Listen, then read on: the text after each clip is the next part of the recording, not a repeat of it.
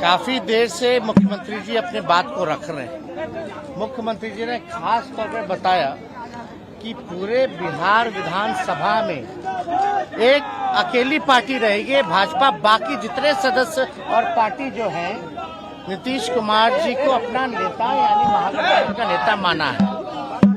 और सोचने वाली ये बात है कि पूरे नॉर्दर्न इंडिया में अगर आप देखें, हिंदी पट्टी में देखें तो भाजपा का अब कोई अलायंस पार्टनर नहीं रहा, एक भी अलायंस पार्टनर भाजपा का नहीं है।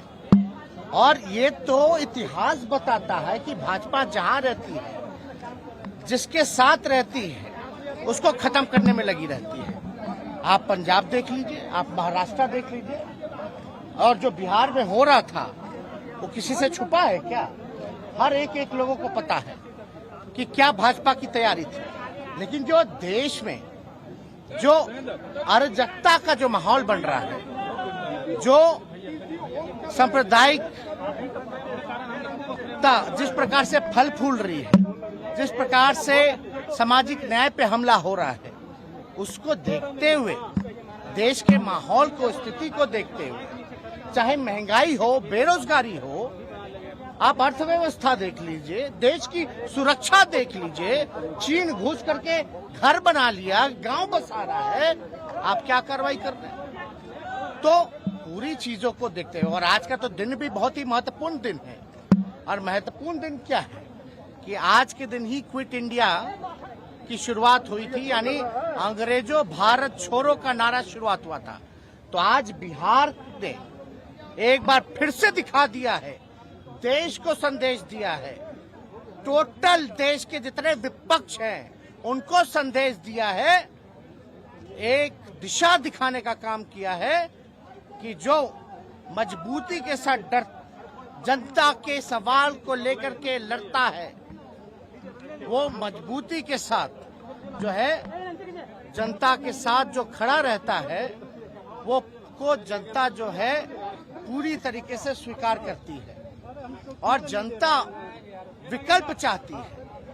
आप देख लीजिए, बिहार को विशेष राज्य का दर्जा नहीं मिला। माननीय मुख्यमंत्री जी ने अपना काम किया, कई प्लेटफॉर्म पे इन्होंने प्रधानमंत्री जी के सामने पटना यूनिवर्सिटी की मांग की, लेकिन मान लीजिए पटना यूनिवर्सिटी को उसका दर्जा नहीं मिला अब तक। विशेष पैकेज का क्या हुआ? तो कहीं ना कहीं से हर एक तरीके से एक षड्यंत्र के तौर पे, तो ये बीजेपी जो करता है उसका एजेंडा फिक्स है। और जेपी नड्डा जी, ये जो लोकतंत्र की जननी है, यहाँ आकर के बोलते हैं कि क्षेत्रीय पार्टियों को खत्म करेंगे, समाप्त करेंगे। तो इसका मतलब क्या है? यानी विपक्ष को समाप्त करेंगे।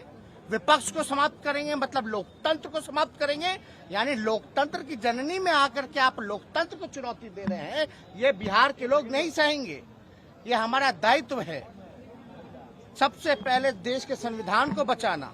और हम तो नीतीश कुमार जी को धन्यवाद देते हैं कि इन्होंने एक फिर से एक बार जो है लीडर निर्णय लेने का काम किया। आप बीजेपी का तो एक ही काम है, डराओ, जो डरता है उसको डराओ और जो बिकता है उसको खरीदो। पूरे देश में क्या हो रहा है आपको नहीं पता, अभी झारखंड में क्या हो रहा है नहीं पता, महाराष्ट्र में क्या हुआ नहीं पता। तो इसलिए सभी लोगों ने, आज हमारे यहाँ 5 दलों की बैठक हुई महागठबंधन की, और हमको जिम्मेवारी दी गई निर्णय लेने की। तो हमने यही बोला कि मुख्यमंत्री जी अगर कोई निर्णय लेते हैं उसके बाद हम अपना निर्णय लेंगे। इन्होंने निर्णय लिया बिहार के हित में, नेशनल इंटरेस्ट में, लोकतंत्र बचाने के लिए, संविधान बचाने के लिए, अमन चैन गंगा जमुना तहजीब बचाने के लिए। तो इसलिए, और हम लोग तो समाजवादी लोग हैं, हमारे पुरखों की जो विरासत है वो कोई और ले जाएगा क्या? ये हमारे पास रहेगा। तो इसलिए माननीय मुख्यमंत्री जी को धन्यवाद देते हैं। हम अपने पार्टी के राष्ट्रीय अध्यक्ष आदरणीय लालू जी को धन्यवाद देते हैं कि बीमार अवस्था में भी जो है, जो उनका भी जो निर्णय है, क्योंकि राष्ट्रीय अध्यक्ष है, उनके पास जब प्रस्ताव गया तो उनसे जब हम लोगों ने बात की, पार्टी के लोगों ने बात की, क्योंकि हर एक लोग, बिहार की जनता, हमारे पार्टी के वर्कर, हमारे पार्टी के विधायक सब लोग चाहते थे कि जो किसी भी तरीके से भाजपा का जो एजेंडा है उसको बिहार में नहीं चलने देना है। और लालू जी को तो आप जानते ही हैं, आडवाणी जी के रथ को रोका था, किसी भी कीमत में ना झुकने को तैयार है ना डरने वाले हैं, जो उनकी विचारधारा है उसकी लड़ाई लड़े। तो इसलिए हम पुनः मुख्यमंत्री जी को धराए। अरे भाई, हम लोग चाचा भतीजा लोग हैं, लड़े भी हैं, आरोप भी लगाए हैं, लेकिन हम लोग तो समाजवादी लोग हैं ना। तो हमारी जो पुरखों की विरासत है वो कोई और ले जाएगा क्या? हम लोगों का अधिकार नहीं है क्या? तो हर घर में लड़ाई होती है, हर भाई में बकझक होती है, तो उस पर ध्यान नहीं देना। अभी समय क्या है? समय क्या था? 2024 के लिए नीतीश कुमार क्या प्रधानमंत्री पद के अच्छे उम्मीदवार आपको दिख रहे हैं? देखिए, मुख्यमंत्री जी ने तो देखिए, जब हम लोगों ने जाति जनगणना के बारे में बात की, थोड़ी सी भी देरी नहीं लगाई, और दो बार जो है उस समय तो भाजपा के लोग ही जो है पूरी तरीके से अध्यक्ष थे उस समय के विधानसभा के चौधरी जी, विजय चौधरी जी, इनके ही अध्यक्षता में 2 बार पारित हुआ। तो उस समय भी आप बीजेपी का रोल देख रहे थे क्या था? यानी जो नेशनल इंटरेस्ट का जो एजेंडा था उसमें भी कितने इनका तो मूड क्लियर था। तो क्या पीएम मटेरियल आपको दिख रहा है? पीएम के लिए आपके दावेदार मानते हैं? आप एक बात समझ लीजिए, ये सवाल हम मुख्यमंत्री जी पे छोड़, हमको इस पे कोई टिप्पा टिप्पणी नहीं करना है। लेकिन आप इतना तो आप जानते हैं कि सबसे देश में अगर सबसे कोई अनुभवी मुख्यमंत्री है तो नीतीश कुमार जी है। सबसे अनुभवी, परिपक्व, और काम तो किया ही है, ऐसा कोई इनकार नहीं सकता। कुछ लोग तो प्रचार का काम कर। नरेंद्र मोदी को क्या नीतीश जी दे सकता है चुनौती?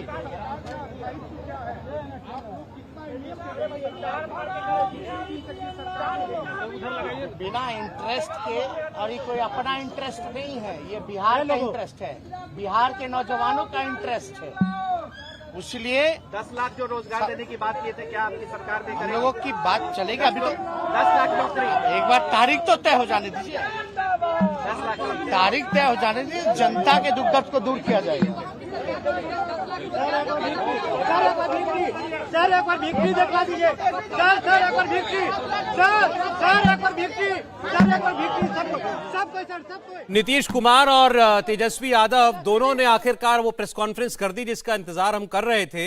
और नीतीश कुमार जो है उन्होंने कहा कि बहुत खराब हो रहा था हमारे साथ, और हमारी सारी पार्टी ने फैसला किया कि हमको नहीं रहना है, और इसीलिए हमने तय किया कि हम एनडीए से बाहर आ रहे हैं। और उसके बाद तेजस्वी यादव आए और आज तो ऐसी प्रशंसा उन्होंने की नीतीश कुमार की कि उनको पीएम उम्मीदवार बनना है, इसका निर्णय नीतीश कुमार करें। उन्होंने बिल्कुल निडर होकर निर्णय लिया है जिस तरीके से बाहर होने का। इंडिया टीवी हर वक्त हर जगह डाउनलोड करने के लिए सर्च करें India TV news Google play store या ऐप स्टोर पर।